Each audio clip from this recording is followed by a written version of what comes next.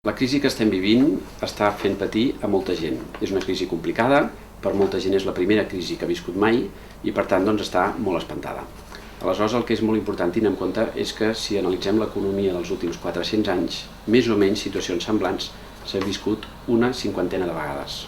Aleshores, si analitzem què ha passat en aquesta cinquantena de vegades, veurem que hi ha, en les fases anteriors a la crisi, hi ha una ceguera provocada per una eufòria, la gent estira més el braç que la màniga, això els hi fa prendre decisions que no tenen cap sentit, els preus pugen molt més del que és raonable i aleshores esclata la bombolla. En aquests moments ha esclatat una bombolla que és de tipus immobiliari, ha esclatat també el sector financer i aleshores en aquests moments el que hi ha és tot el contrari. Hi ha una situació de pànic, de por, la gent està desesperada i està prenent decisions que són precisament les contràries de les que hauria de prendre. Per exemple, ara la gent, els que tenen vivendes estan venent la vivenda, els que tenen accions les estan venent, que és precisament el que no haurien de fer ara, perquè la situació precisament que s'ha de fer és exactament la contrària. Aleshores, un altre tema que és molt important tenir en compte és que les crisis que hem tingut prèviament, totes han tingut una fase dura de creixement de la crisi, que vol dir recessió, l'economia s'enfonsa, i un cop l'economia s'enfonsa arriba un moment que toca fons. I un cop toca fons, a partir d'allà l'únic que hi ha és creixement. Per tant, el que s'ha de fer és tenir una mica de paciència i saber que això s'acabarà. Aleshores, des del punt de vista de l'empresa, tenint en compte tota aquesta història anterior i que les crisis s'acaben, el que val la pena recordar és què han fet en crisis anteriors les empreses que se n'han sortit. I les empreses que se n'han sortit bàsicament han fet dos tipus de plantejaments. Un és preparar-se per passar la tempesta. Preparar-se per passar la tempesta vol dir, per exemple, capitalitzar l'empresa. Hi ha empreses que estan amb molt poc capital, que tenen molt endeutament, doncs el primer que s'ha de fer és netejar la situació patrimonial, vol dir reduir endeutament i vol dir capitalitzar-se. I els accionistes tenen que fer l'esforç de posar-hi diners.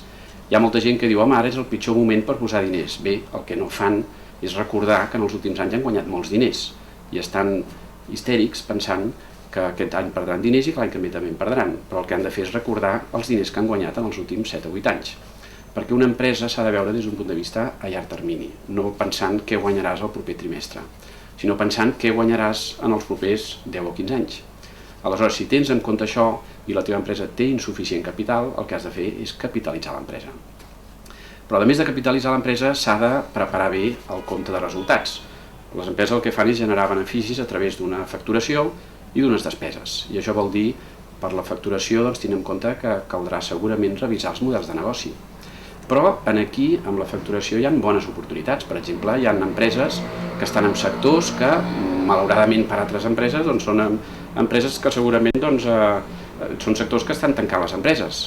I per tant, les empreses que segueixin vives tenen l'oportunitat d'incrementar la seva quota de mercat. Per tant, les empreses que vulguin aprofitar aquesta situació, el primer que han de fer és sobreviure i per això s'han de capitalitzar, per això han de veure quin és el seu model de negoci i precisament amb el tema del model de negoci el que han de fer és veure com ho fan a partir de les necessitats que detecten dels clients, com ho fan per poder satisfer aquestes necessitats.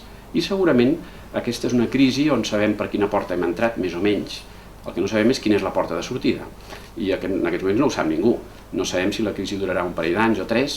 Soc dels que crec que la crisi no durarà massa, és a dir, que la recessió segurament d'aquí un any i mig, si ara estem a principis del 2009, doncs la crisi no durarà més d'un any i mig, tocarem fons, que vol dir que a partir de finals del 2010-2011 les empreses i els sectors començaran a anar cap amunt. Doncs el que han de fer les empreses és primer preparar-se per passar aquesta tempesta i després aprofitar les oportunitats. I les oportunitats, com deien, és estructurar bé la situació actual de l'empresa, és el moment de prendre decisions dures, segurament.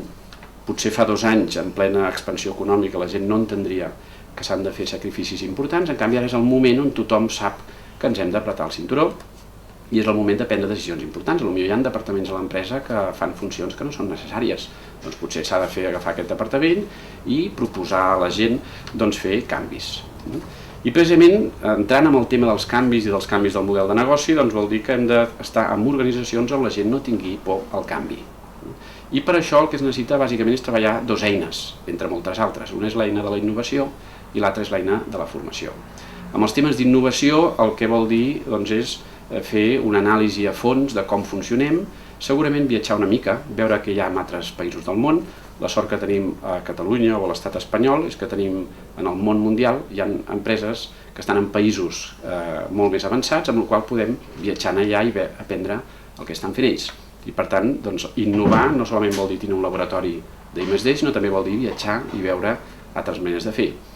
I per altra banda, tenim la segona pota que deia, era la innovació i la formació. I la formació és una pota que precisament les empreses en situació de crisi acostumen a descuidar, és el primer que retallen. Quan hi ha crisi, les empreses retallen en màrqueting, normalment comunicació, i també retallen en temes de formació. I això és l'últim que s'hauria de fer en aquests moments. Aleshores, l'empresa hauria d'apostar fort per la formació. Els empleats que té actualment els té preparats per canvis en el model de negoci, els té preparats a nivell d'habilitats directives, a nivell d'habilitats tècniques, a nivell de tecnologies d'informació i comunicació, a nivell del que es necessita a les diferents àrees funcionals. Per tant, en el tema de formació, el que seria molt interessant és que l'empresa ara, enmig de la tempesta, faci un bon anàlisi de quina situació està, identifiqui febleses en les seves persones, en els seus equips, i posi mans a l'obra amb un bon pla de formació.